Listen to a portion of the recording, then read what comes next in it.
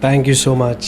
Congratulation, बहुत ही dignity के साथ में आपने गेम खेला है। Thank you, thank you. And बहुत ज़्यादा शॉकिंग है कि आप आउट हो गए, तो आपको क्या लगता है कि क्या मिस्टेक हो गई है? मिस्टेक कुछ नहीं हुई है। आई थिंक मिस्टेक ये बिग बॉस से हो गई है कि इस बार इविक्शन घर वालों के हाथ में दे दिया और घर वालों ने टारगेट कर लिया, बस और कुछ नहीं। नहीं, मुझे ऐसा लगता है कि टारगेट नहीं करते थे। जिस किसी कंटेस्टेंट में उनको पोटेंशियल दिखता है उसको समझाने की कोशिश करते हैं कि यहाँ पे आप गलत जा रहे हो, यहाँ पे आप सही जा रहे हो। और अगर आपको कुछ बोल ही नहीं रहे, मतलब आपसे कुछ उम्मीद ही नहीं है ना, तो आई थिंक टारगेट नहीं किया और कुछ पोटेंशियल दिखा होगा तभी इतना समझाने की कोशिश की है। मैं यही बोलना चाहूँगा कि साजिद सर और मेरी जो भी बॉन्डिंग बनी वो गेम के लिए नहीं बनी थी और हमने कभी गेम की बात भी नहीं की। और जो कुछ भी एक दूसरे के लिए किया, जितना भी थोड़े वक्त में कर सके, वो दिल से किया, बिना किसी एक्सपेक्टेशन के किया।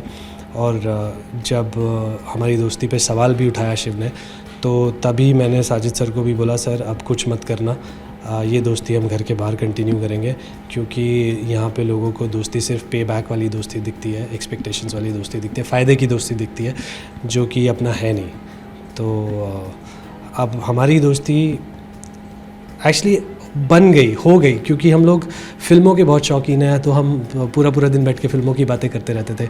तो बहुत अच्छा वक्त था। मेरा सबसे बड़ा सपोर्ट घर में प्रियंका ही थी, उसके बाद साजिद सर।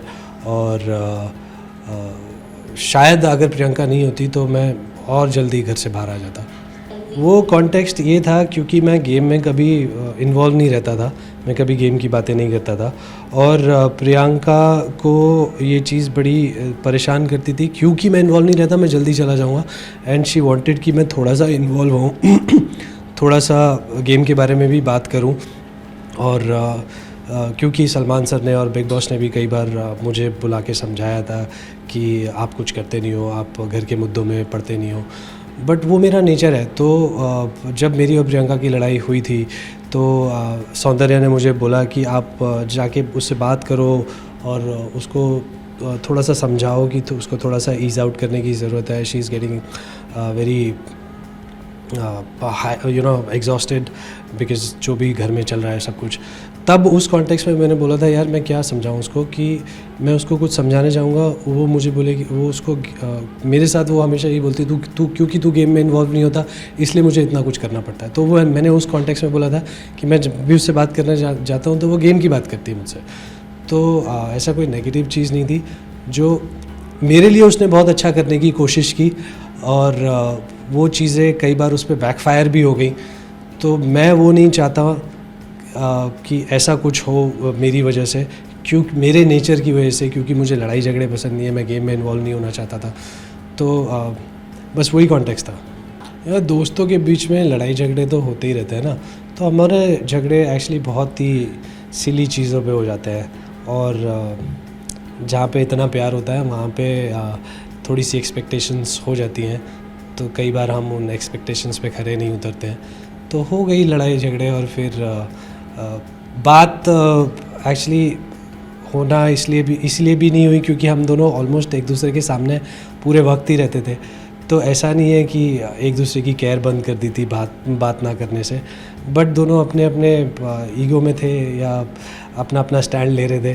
बट फिर जब हम इस घर में आए और देखा कि लोग परेशान कर रहे हैं, तो ठीक है, हम दोनों का अपना मुद्दा है, हम दोनों की अपनी अंडरस्टैंडिंग है, बट उसमें कोई तीसरा किसी एक दूसरे को परेशान करे वो हमसे नहीं होगा, देखा जाएगा।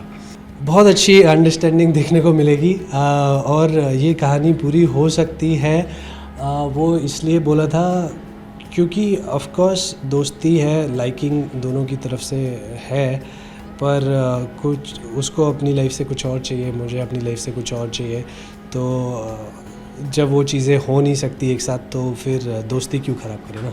देखो, जब मेरी कैप्टनसी आई थी तो उस पूरे हफ्ते में मैंने एक झगड़ा नहीं होने दिया था और पूरा घर बड़ा स्मूथली चला था, लोगों को टाइम से खाना मिला था। मे बी शो के लिए वो चीज़ अच्छी ना हो, but for me personally it was a very good thing कि मैंने किसी को झगड़ने नहीं दिया। और जब बिग बॉस ने भी मुझे बोला था तो I took it as a compliment. बाकी तो ऑडियंस के ऊपर है वो इस तरह उस चीज़ को किस तरह से देखती है। अर्चना का भी बोल दीजिए। अर्चना को तो खैर आदत ही है एक दूसरे सबके कामों में उंगली करने को। उसे हर किसी से प्रॉब्लम होती है। वो खुद जो चीज़ करती है वो सही होती है, अगर वही चीज़ कोई और करे तो वो गलत होती है। बहुत लोगों को ऐसा लगता होगा कि अर्चना जैसी भी है बट दिल की बहुत अच्छी है, बट बिल्कुल अच्छी नहीं है। और उसका प्रूफ उसकी दोस्ती में दिख जाता है, जो उसने प्रियंका के साथ किया, जो सौंदर्य के साथ करती है, जो बाकी सबके साथ करती है, और जो मंडली में घुस के उसने हमें टारगेट करने की कोशिश की। और उसने बोला भी था मंडली अब पलटन बन गई है। Guys, wishing you a merry Christmas and a happy new year. Take care and enjoy.